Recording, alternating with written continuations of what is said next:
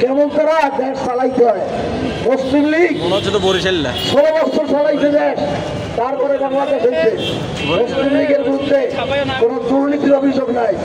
মুসলিম লীগের এমপিকে বিরুদ্ধে, মুসলিম লীগের মন্ত্রীকে বিরুদ্ধে কেউ কোমরে দড়ি দিয়া থানায় নেয় না। বিএনপির লোকেরও থানায় নেছে, আওয়ামী লীগের লোকেও থানায় নেছে।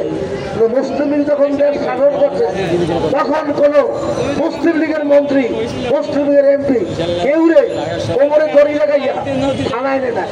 আর মুসলিম লীগ 1956 সালে হারিয়ে গেছে, এই যে পলাইয়ে যায় না।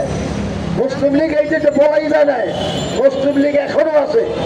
তোমরা যারা আসো এরা ষড়যন্ত্র করিয়া মুসলিম লীগের এইভাবে দাবাইয়ে রাখছো।